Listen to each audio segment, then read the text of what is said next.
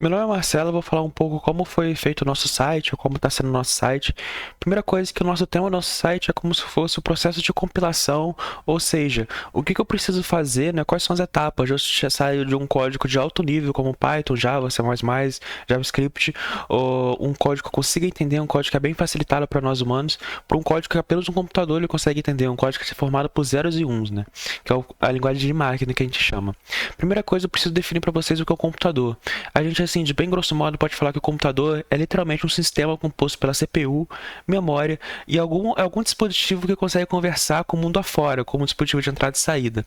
E a importância dessa, como que eles vão conversar, como a CPU vai conversar com a memória, qual é o dispositivo de entrada e saída, vai estar tudo dentro de como está na arquitetura. A gente deu prioridade para a arquitetura RISC-V, que a gente vai comentar, e um pouco sobre cada parte do computador, como a CPU. A CPU ela vai ser encarregada por executar os comandos e instruções.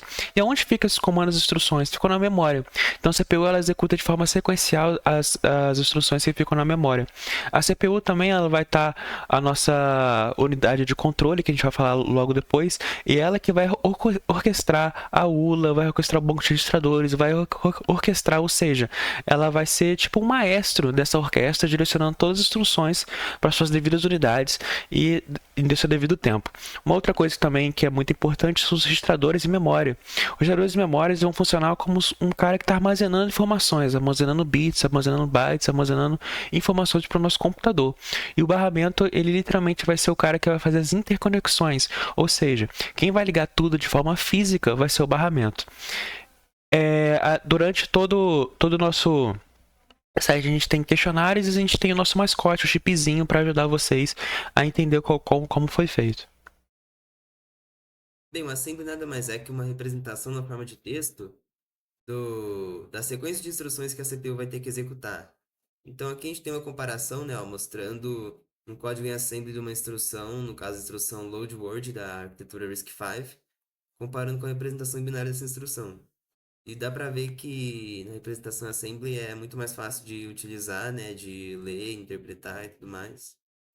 Para nós, né? Para o computador, obviamente, não, mas enfim. Daí, para todo código em linguagem de máquina ou assembly ser útil, né, ele conseguir usar outras partes de código já prontas e tudo mais, ele tem que seguir certas convenções, que podem ou não ser impostas, restrições impostas pela arquitetura, mas basicamente as convenções ditam como que os registradores vão ser usados. Então, o SP, por exemplo, ele geralmente sempre vai apontar para a stack, né? Uma região de memória que guarda valores temporários, né, sendo usados por funções. Daí aqui, rótulos diretivas são um recurso também bem útil assim em assembly, que é, permite que você dê um nome ali para uma região de memória e você possa usar essa região de memória como um destino de um branch, um salto, ou uma região de memória onde está sendo definido um dado, né? Por exemplo, aqui usando uma diretiva.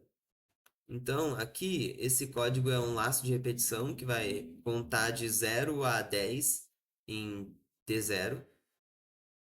E ele vai. Essa instrução aqui, né? Ó, enquanto T0 for menor que T2, ele vai pulando para a posição repeat, que é a posição dessa instrução aqui, né? Na memória. Daí aqui essa diretiva ASCII vai definir uma string, por exemplo, aqui Olá Mundo. E esse high está dando um nome para a posição de memória do primeiro byte dessa string, que seria esse O maiúsculo. Daí, o compilador é um programa que é capaz de pegar o código de outro programa numa linguagem de alto nível e converter para uma linguagem mais baixo nível, algo mais próximo do assembly. E daí esse processo pode se dividir em várias etapas. Análise léxica, onde o compilador quebra o código em vários tokens. E depois análise sintática, onde o compilador vai reconstruindo certo significado a partir desses tokens, né, analisando a ordem que eles aparecem no código e tudo mais. Daí depois que isso é feito, que a gente vai ter uma árvore de sintaxe abstrata, e a gente consegue gerar o código intermediário. Né? O código intermediário é uma representação que ela é mais baixo nível que linguagens de alto nível como C, mas que ao mesmo tempo é mais alto nível que algo como assembly. E esse nível aí de abstração é usado para fazer diversas análises e otimizações no código. E isso é algo bem útil, por exemplo, para você construir, por exemplo, compiladores, né? Você pode ter uma back-end única ali que entende um único código intermediário e você constrói front-ends que convertem do alto nível para o código intermediário, que é o que o LLVM faz, por exemplo, né? Suporta diversas linguagens, né? A back-end do LLVM, como C, C++, Rust, etc. Daí aqui a gente tem um exemplo de otimizações que podem ser feitas em cima do código intermediário. Mas aqui a gente tem um exemplo em C, mas só para facilitar, né?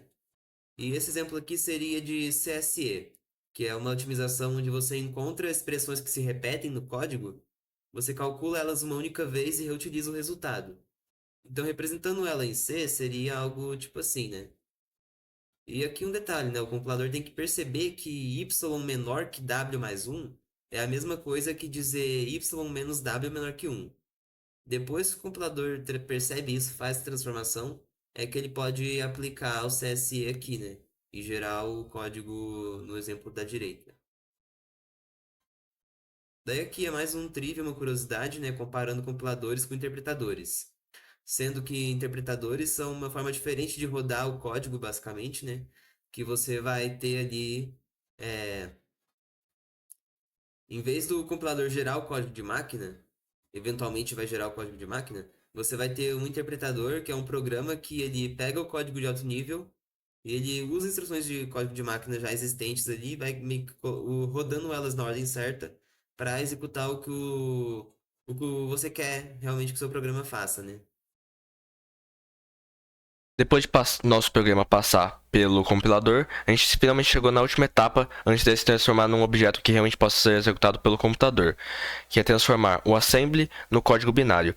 Quem vai realizar isso é o montador. Alguns dos trabalhos do montador incluem substituir os labels ou rótulos, que são nomes dados para certas posições do programa e de dados na memória, nos números que representam os endereços da memória onde esses objetos vão estar. Ele vai processar as diretivas, são informações de como alinhar e posicionar o código na memória e quais dados devem ser carregados antes do programa começar. Ele vai excluir os comentários que podem estar escritos ao longo do programa e vai traduzir as mnemônicas, são nomes mais semânticos dados para certas instruções e registradores, nos números binários que o computador realmente vai conseguir interpretar. Então, finalmente, nosso programa vai estar no estado de linguagem de máquina. E nós vamos ter um código binário que o computador realmente consegue executar o nosso programa usando ele. Código binário, como o próprio nome diz, é um conjunto de zeros e uns que representam os estados que os componentes elétricos do computador podem estar, com tensão ou sem tensão elétrica.